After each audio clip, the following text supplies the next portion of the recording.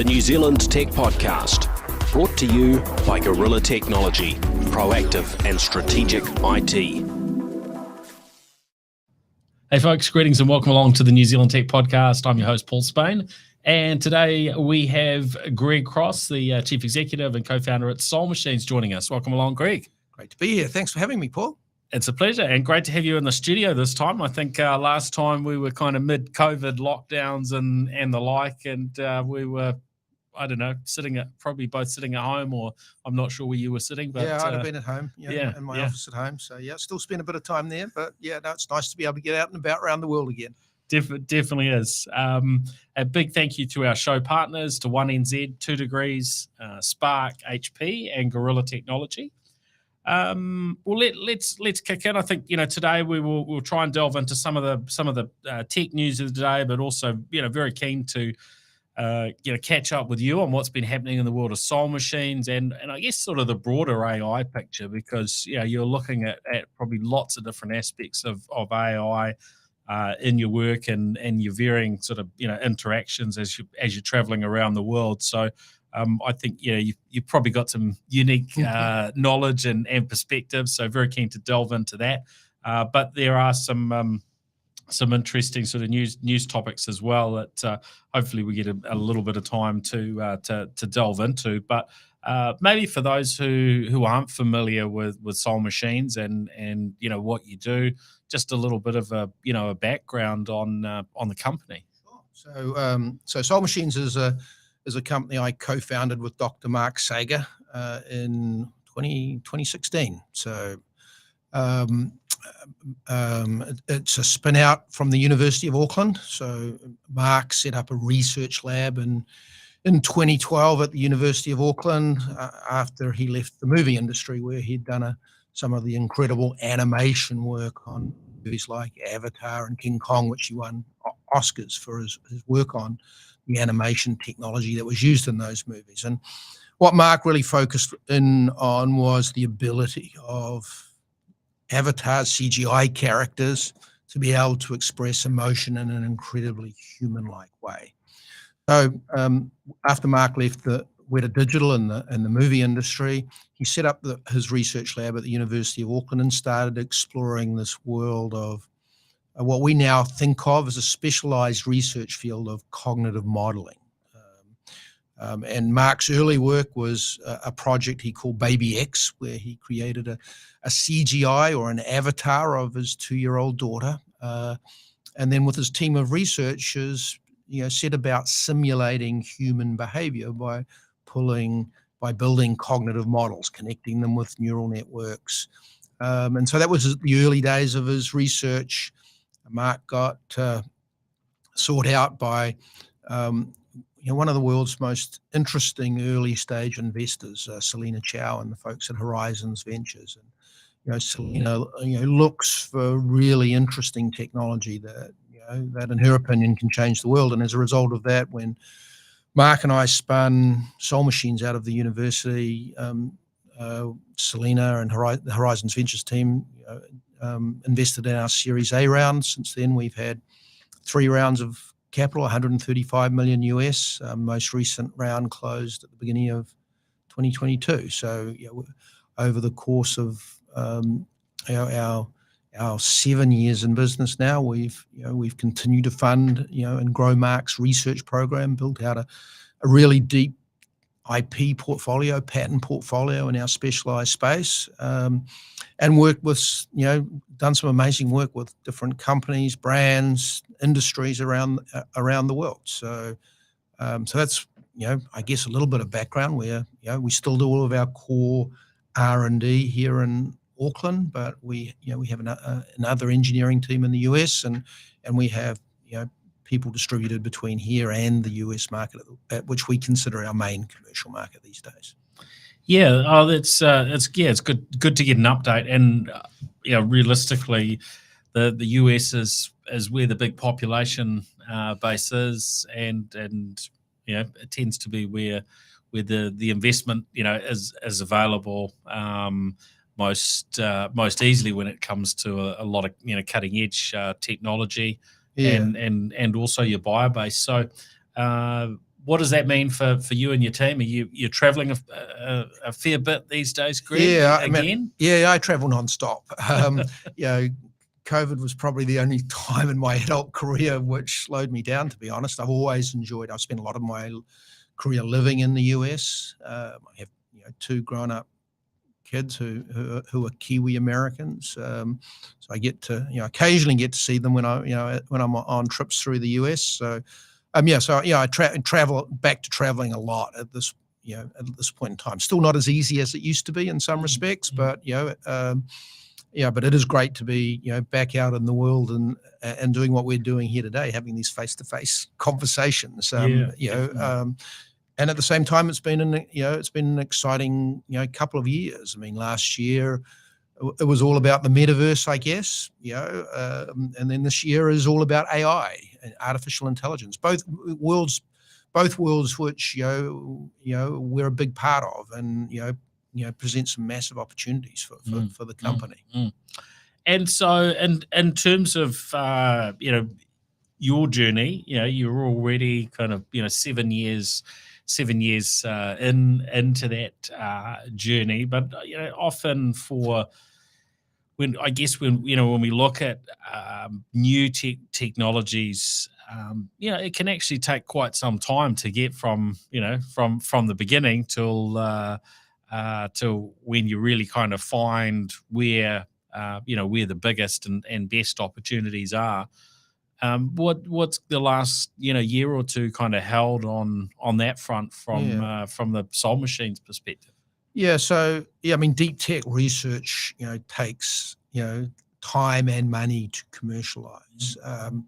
If you look at the world of artificial intelligence, and we are an artificial intelligence company, a very specialist field of AI research, this world of cognitive modeling. I mean, you look at other AI fields of research, machine learning, deep learning, large language models. I mean, these are projects that have been going for a long time and have required a lot of money to fund. I mean, OpenAI, for example, this has been probably the biggest year for AI ever. Without a doubt, the biggest year for AI. I mean, AI is now a consumer app, which this time last year it wasn't. I mean, we've been working with the guys at OpenAI for over 2 years now, but and it's kind of incredible the speed with which it's burst into the public consciousness. I mean, ChatGPT has become the AI app of choice. Everybody has ChatGPT on their smartphone, and while we can we can say, look, this is a technology that's been developed over a very, very long time with literally billions and billions of dollars of investment by Microsoft into OpenAI. Nobody predicted that ChatGPT was going to explode and capture the imagination in the way that it does. And I can say that knowing full well that nobody ordered enough GPU chips this year, and often when we've gone to use ChatGPT, we have to wait in the queue. And we've seen Nvidia's stock price go through the roof, and demand for their chips literally go through the roof as the world tries to catch up with this incredible demand that has been generated this year. So it's an exciting time to be in the world of artificial intelligence.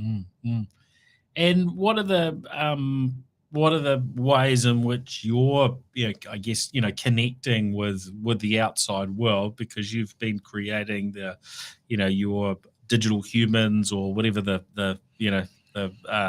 current terminology is that that's in use. You've done this one with a K-pop band member.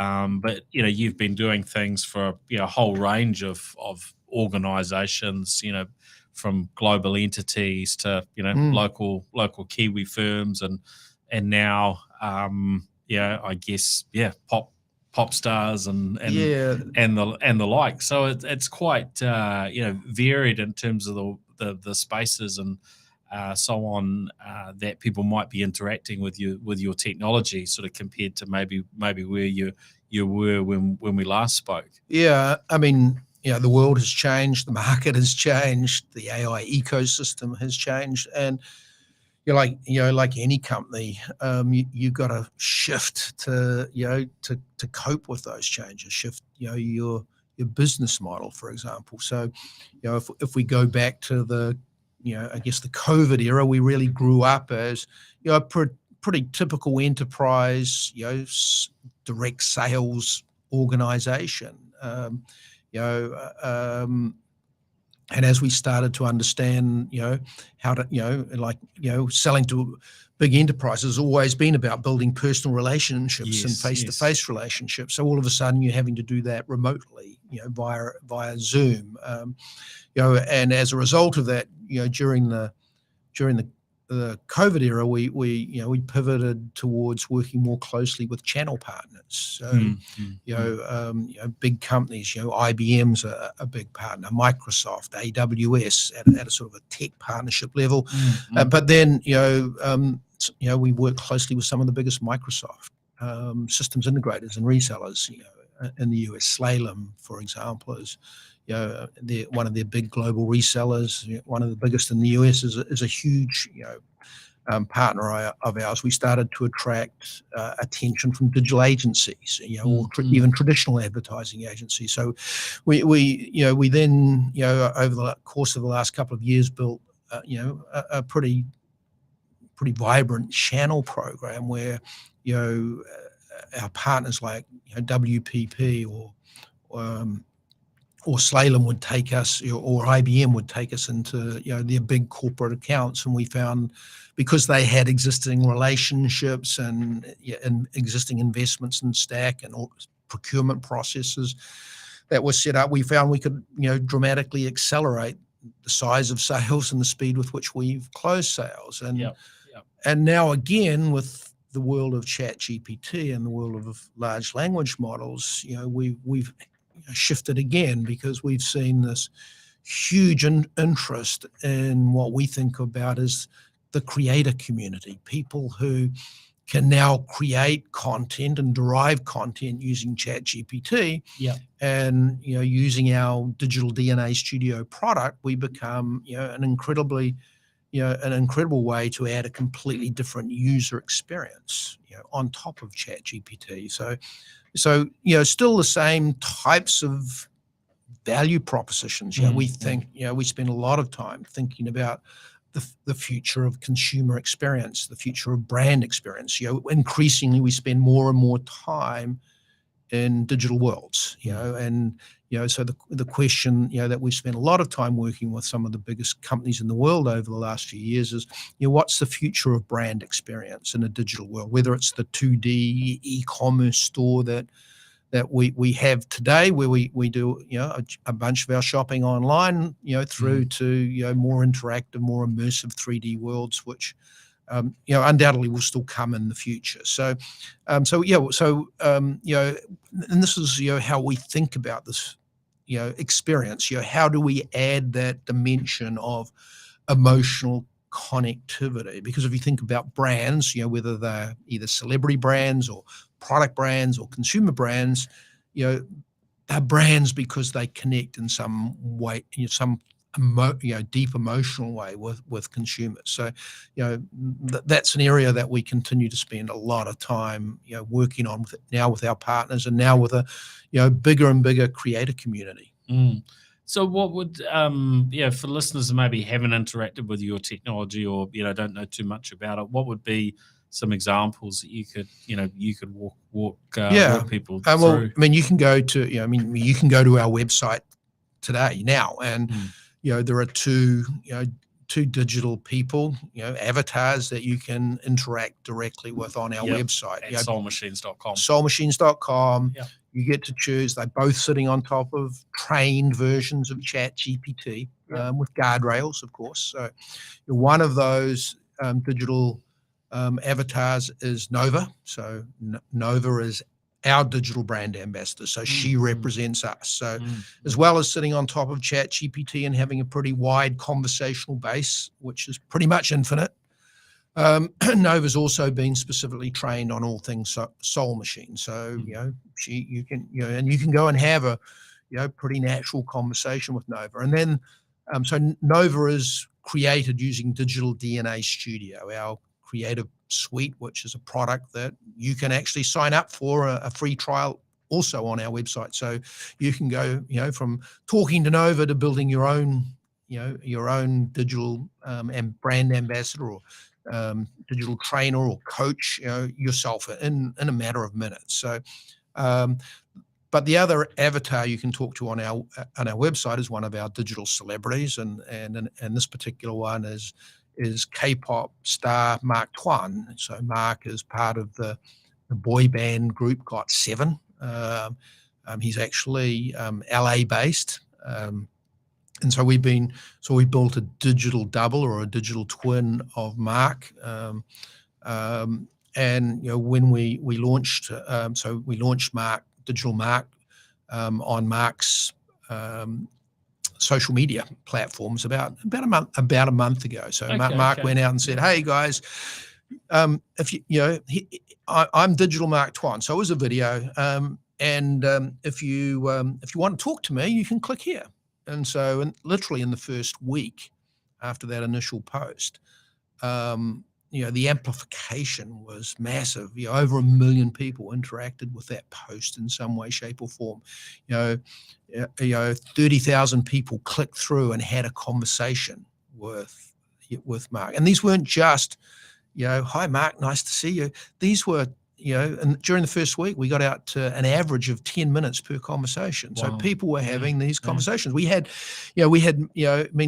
on social media, there's the phenomena of super fans, these fans that literally engage, believe they have a relationship with their heroes by comment, because they comment on their social media feed and they interact by their social media feed. We had super fans of Mark who were spending over an hour a day talking to him. The longest conversation, the last one I saw was over 3.5 hours. So, so it was incredible to think that, you can create this incredible conversational-like experience where people are quite happy to sit there and feel like they're connected and engaging with what we're very clear. This is not the real Mark. This is digital Mark. So it was, and that's one of, we've launched 4 of these digital twins. We've got another 3 coming, which are really exciting projects, a couple of which we've already announced. So we're working with the guys at Authentic Brands Group, a big entertainment company in the US, to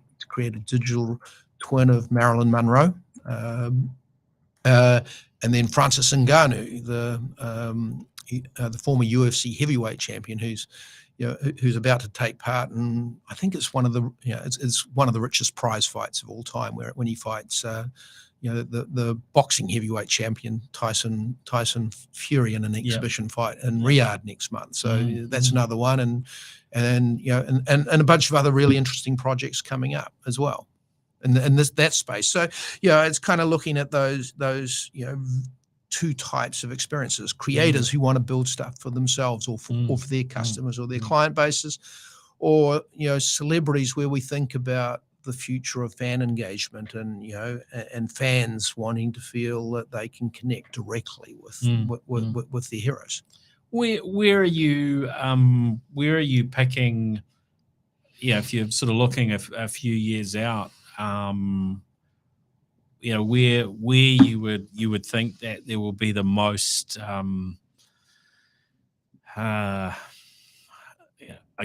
uptake with this, type of technology, because that idea of being able to, interact with someone who you're a fan of, who's, maybe past, maybe they're still around. I think is quite fascinating, and in some ways you could say it's quite odd, but technology creates these opportunities that otherwise you're probably not going to have a chance to sit down for 3.5 hours with your favorite musician and star, and if the right info's kind of got fed in, and it feels like a good interesting conversation, and that's how you want to spend your time, why not? And then I guess you've got the role of how brands would would be able to represent themselves and interact with individuals. And I think we have probably I don't know, certainly all of us that have had to dealings with an airline. I won't pick out any in particular on this occasion, but over the last few years have probably got used to sort of spending a lot of time on hold. So opportunities to be able to interact in different ways, whether it's just a textual chat or a voice or actually the emotional experience that that your team are able to deliver, and that kind of instant ability to respond, I think is pretty interesting.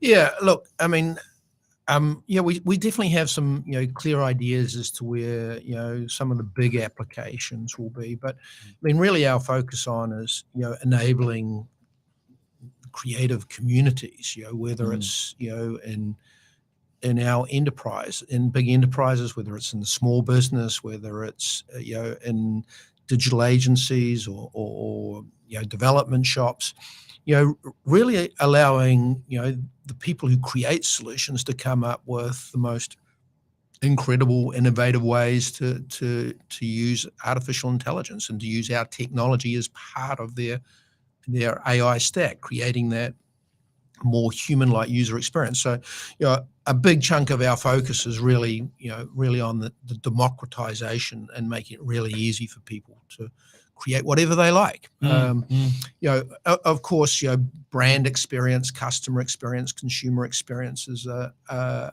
big areas. Big areas of focus and interest. You and I have been around for the entire digital era, Paul. So, if you stop and think about it, big brands, media companies, we've been publishing digital content nonstop for over 20 years now. And so there is just so much content out there. So, how do you create a more personalized, more curated experience, for your consumers? How do we get past Google being the generic brand personalization that we all do? I mean, one of the big problems for our brand customers is people don't go to websites anymore. If you want to find something, you Google it. And so that's become, and that's not, when you stop and think about that for a second, that's not a great way for a brand to create a brand experience when you're outsourcing the brand experience to a third party. So so these are some of the areas that we spend a lot of time thinking about. But look, it's just incredible the places that AI is popping up and now in the use cases. I mean, as soon as ChatGPT came out, I mean, our kids were out there doing their homework using ChatGPT. I mean, so the level of innovation and the level of creativity and what's possible today versus what's going to be possible in 12 months' time, it's just going to be breathtaking. Just breathtaking. I mean, the speed with which it's moving, and this is really, really early days, but the speed with which we've seen innovation and new products and technologies come out literally in weeks and days.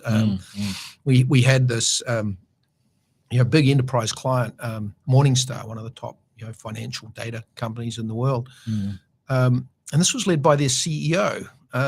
Who wanted to literally put a face on ChatGPT, and so they went to our website, signed up to build Mo, a digital brand ambassador.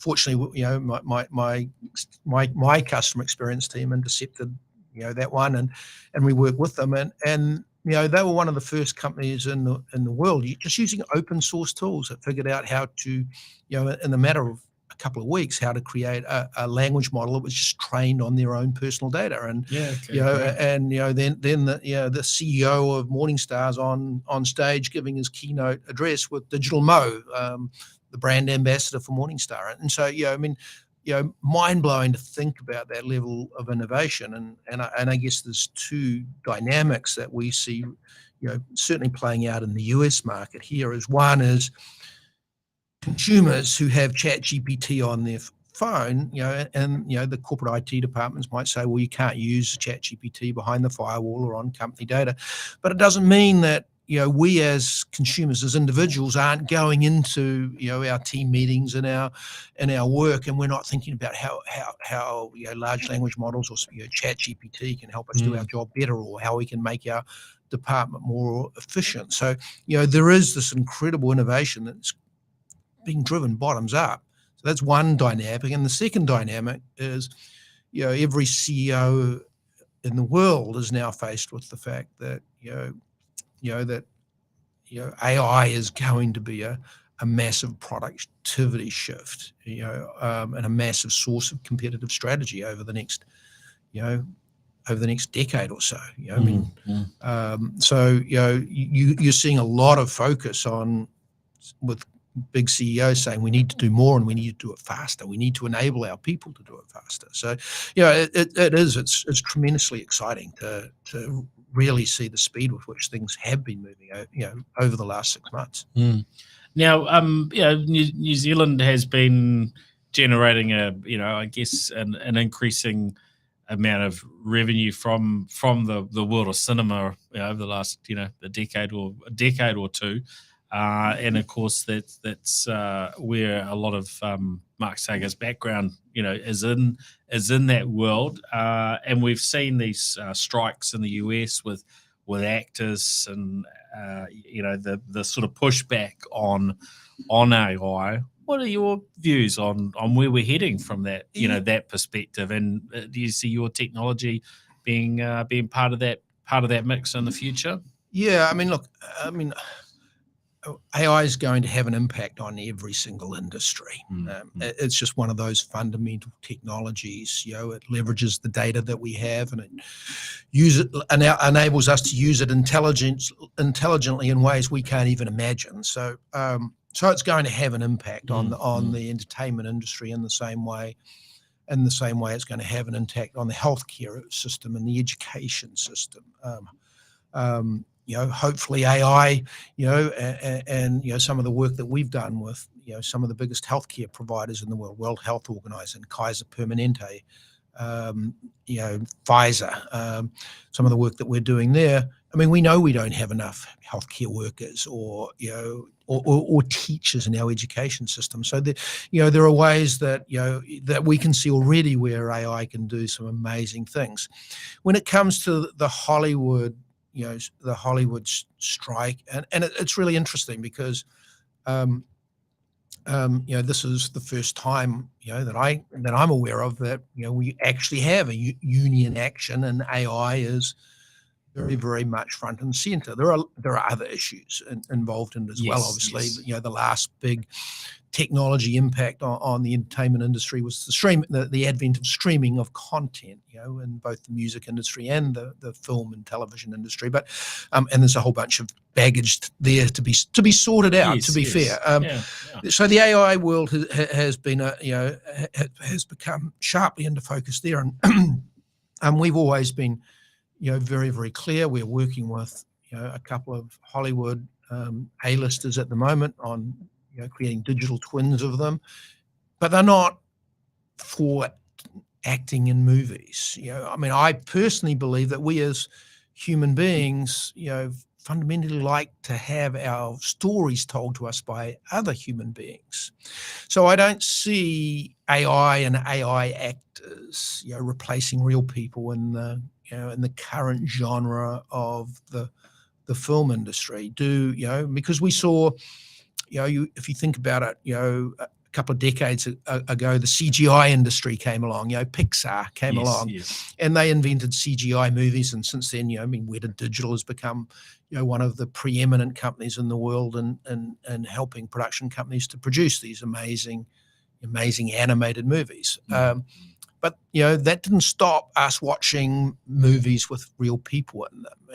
I believe that one of the reasons we like CGI movies is they still use real human actors as the voices and the personalities to bring those characters to life. So what we think about here in terms of is a new genre of entertainment, a different type of storytelling. We think about this as, we call it the future of fan experience, or non-linear storytelling. This is where you can talk to an avatar of a celebrity. So it might be an actor in character, the character that they played in the movie. So maybe it's I don't know, Keanu Reeves in character as John Wick, and in the future, fans of that movie franchise can have their John Wick experience curated by John Wick. It might be a John Wick experience world in the metaverse where you go to live in John Wick's world, and that experience is curated for you by as I say, Keanu Reeves in character. So, and that's a very different type of experience, a very different type of entertainment, a very different type of storytelling to, the amazing stories that, we as, humans tell it, what is really the pinnacle at the really, really highest level of human storytelling, written beautifully, produced beautifully, acted incredibly. I don't think we're ever going to get tired of that. I think that's something we're always going to have a fundamental need for. So I think, this will create new revenue streams and new alternatives rather than seeing it purely as, a replacement of. Yeah, I can. Comedy's been something that AI probably hasn't had much success on to date. But I'm thinking, some of our favorite comedians could be quite interesting, translated into AI characters. I saw something the other day. I can't even remember where it popped up, but it was Ali G kind of thing, and it was just such a ridiculous sort of character. But I'm thinking, some of these sort of outlandish characters from the comedy world would be really, really interesting to see translated into something that you could interact with directly. And there's so many different dimensions to it. So you can take the work that we've done with Jack Nicklaus, the golfing great. Jack's 83 in real life. We made Jack 38, which his choice. He was at his prime then. That's how he wants his legacy to remember. But he can now speak fluent Japanese in his own voice to all the fans of the golf game in Japan. And so we're creating different types of experience. Carmelo Anthony, and his twin Digital Mello. Carmelo is currently in the Philippines with the big International Basketball Association tournament that New Zealand's playing at. Got beaten by the US team couple of days, just yesterday, I think it was. So, so Carmelo's the brand ambassador for that. So, the biggest NBA market in the world now is not the USA, it's China. So Digital Mello can now speak Mandarin to his fans. So, so you can see the different opportunities we create for different types of storytelling and different types of fan experiences as we move forward. You think about the way in which, producers of content, big media, any big media company, and all the content they can create it. Imagine you can have that content curated personally for you based on your own interests in specific content, and whether you're a music label, the music industry has already been through a massive shift, with distribution, via streaming services like Spotify. So all of a sudden you've got the music industry looking at name, likeness, and image, and how they curate content using the name, likeness, and image of their artists. So, these are just some of the amazing opportunities that sort of sit there in the future. Yeah, and I guess these things open up all sorts of cans of worms as well. We've delved a little bit into what does copyright look like in an AI world, and we've seen in the last few days of US sort of court sort of pushing back on, hey, if it's AI created imagery sort of thing, then that's not something you can copyright. But of course, we'll get all sorts of different results will happen in different, in different markets as to how the laws land and what sort of rules and regulations end up coming into play too, right? So I mean, it's and going to be fascinating to it see is fascinating how we make that work on a global basis. Yeah, and for companies like us, we're continually being challenged to think about the ethical ramifications of the work we do. I mean, we don't produce digital likenesses of celebrities, unless we actually have negotiated the rights to use that. And that's pretty fundamental copyright law. Yet, we've all seen deepfake videos of celebrities and well-known people that have been ripped off by people. So I mean, it is a whole new world.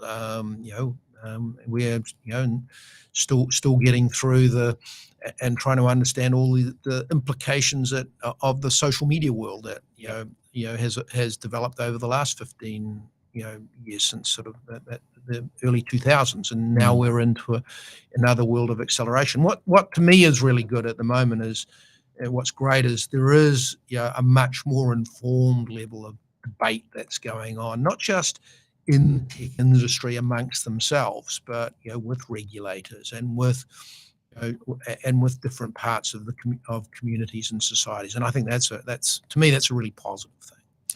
Yeah, there is that need for governments generally to to speed up and to maybe in some areas certainly to take a page out of the book of the startup world. In other ways, sometimes they throw laws into place at the drop of a hat, which you wonder whether they should be following the same approach as the startup world in terms of these things. And I don't know quite how you join up those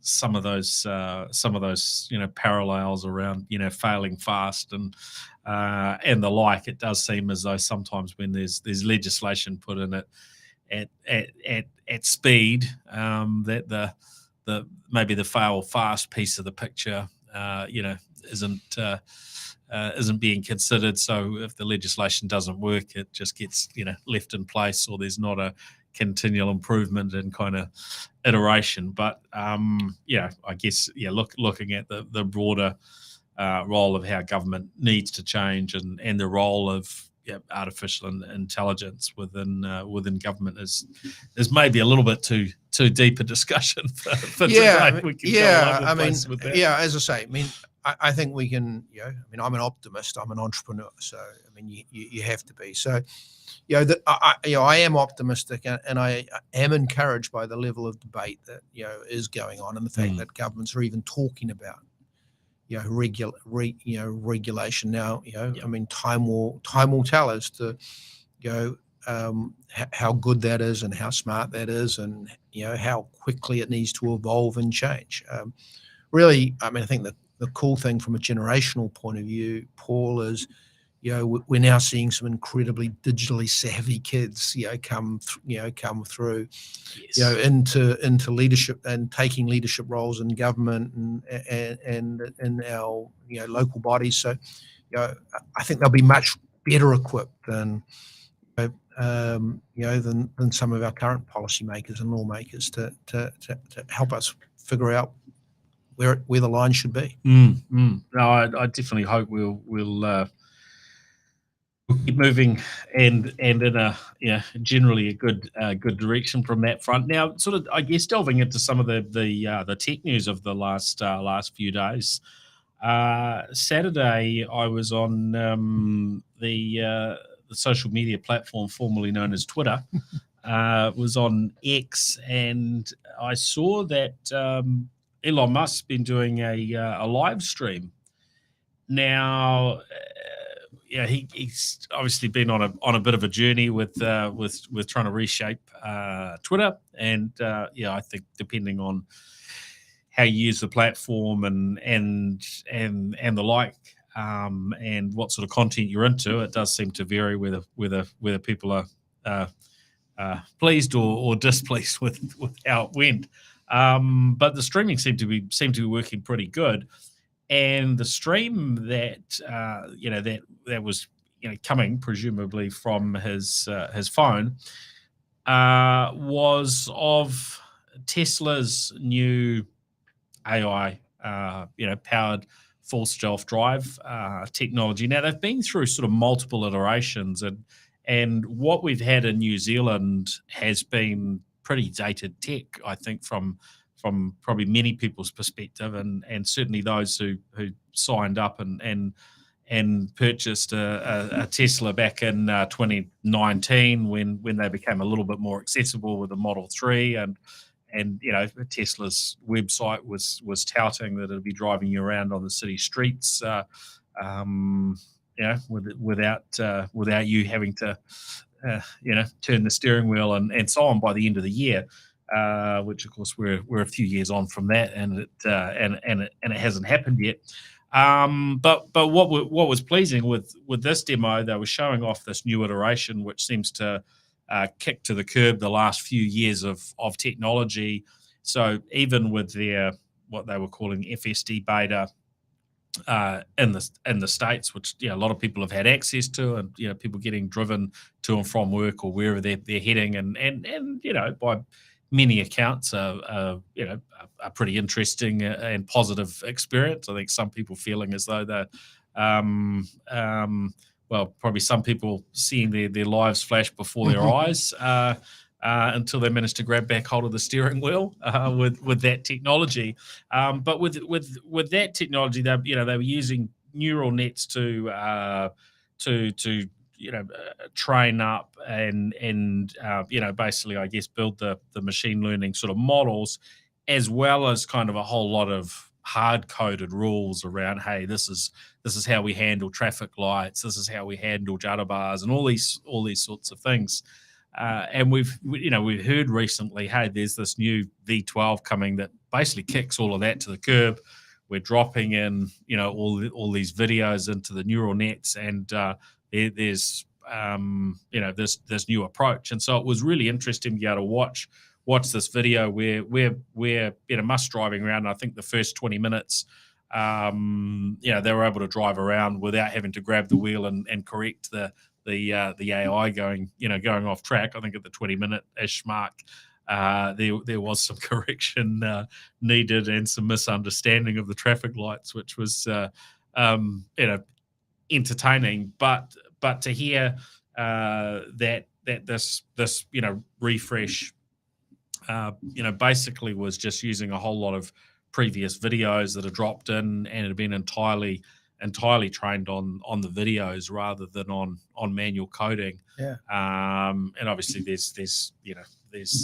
is code in there that it all sits on top of. But yeah, very interesting to see. And the fact that there was quite formal confirmation from Musk that finally in New Zealand, we've got Tesla's driving around the streets using this sort of latest iteration of the technology. We've seen in the last few months there have been a few people sharing the adverts online that you could go and actually apply to work for Tesla in New Zealand and be sitting behind the steering wheel as they test the technology. But to hear a kind of a reasonably detailed sort of rundown of the technology, and then to have New Zealand called out as one of the it might have been the only country specifically mentioned where the technology has been tested, gives a little bit of a hope for the future of this type of technology. Now, whether it actually ends up being being able to be made available to all of us in the next few months, few years, or longer is still anyone's guess based on past predictions. Yeah, well, right? I mean, I think we're back to the regulatory frameworks. Again here, and some pretty interesting discussions, no matter where you go in the world, but around liability and who's responsible, when something does go wrong, New Zealand doesn't have personal liability laws like the US. So, I mean, So yeah, there's some interesting dimension, potentially interesting dimensions to what the way you can think about that. But I mean, I always like to think about, we still really never figured out where scooters fit in our world. If you stop and think about it, if I ride a bike, I have to ride a helmet. I have to wear a helmet. If I ride a scooter, it's entirely optional. I can ride a scooter on a footpath. There are no explicit, speed limitations or anything like that. So I'm not saying there should be, but I mean, we've had the scooter companies here now for years now. Quite a few years now, and we still seem to struggle with what type of regulations do we want around these different forms of vehicles and these different innovations that are going to continue to come at us. So, I mean, the world of self-driving will be a fascinating one to watch going forward. Yeah, and look, we've had a level of the technology available in New Zealand, for quite a number of years, and I think at least one media outlet, had a level of legal input on it, which said, look, Tesla's FSD technology is certainly not banned in New Zealand from a legal standpoint, but you don't want to be falling asleep at the wheel or anything like that. But certainly you seem able to use it from and assist you in the driving process perspective. So I think this is a very, very interesting. It was a very interesting point to see that demo, to see the way it was actually operating as a beta, and to know that it's this technology is actually in New Zealand right now is quite encouraging for me as someone that's taken an interest in this over many, many years. Fascinating. So we'll see how it plays. Yeah, fascinating. I was in San Francisco, last month, and we've got a couple of driverless cab companies up there. Yes, now, that's right. Yeah, and they're allowed. And it's kind of interesting the regulations. They're allowed to drive round and map the roads, 24/7. Yes. So I mean, it's it's quite common as you walk around downtown San Francisco to see one of the cars go past with no driver, navigating its way through the city. They're only allowed to carry passengers after 10 o'clock at night. Oh, I thought maybe they'd changed that in some areas. No, that's still the case. Kind of interesting because yes, a little bit. There's not a lot of people out and about at 10 o'clock at night in San Francisco. So these days, but anyway, we continue to see, these types of, tests and, evolve in the way in which they could change things in the future. Yeah. Oh, look, I see some very interesting things ahead as these different technologies evolve. Also in the news, we've had there's been a lot of technology development going on in the space sector. So we've now got the scenario where India have landed on the south pole of the moon. Russia, who were going to beat them to it, weren't quite so successful. Which I'm sure in the current times probably has some people feeling pleased, and I saw some coverage talking about what it's cost to produce some of these space movies, Interstellar and the like, and comparing what India spent to actually get to the moon versus producing some of these movies, and showing, hey, well, India actually got to the moon for less than what some of the Hollywood productions actually cost, which is kind of mind blowing in terms of seeing the cost driven down to to get to space, and obviously. Very, very exciting to see what Rocket Lab are doing on that front, and seeing some of their work with reuse in the last few days. Have done another stream. I think it's their 40th launch of Electron that they've now done, and that just it's almost becoming just a normal pedestrian thing to see them launch a rocket, and and then send a boat out to collect and reuse. I think on that one they were reusing one of the engines. So that it's just there's so much going on. And we've had news around NASA capturing the flow of ice on Mars. Some of us may have seen the Mars Ingenuity helicopter sort of flying and landing. It's a whole new world, isn't it? From a technology perspective, it just keeps speeding up. Yeah, it certainly feels like everything keeps speeding up these days, and I mean back to your comments about Tesla going completely reinventing the code literally that they're using for their whole self-driving system, starting from scratch. And I mean, I think there's going to be huge opportunities using some of the more advanced AI technology just to keep doing that.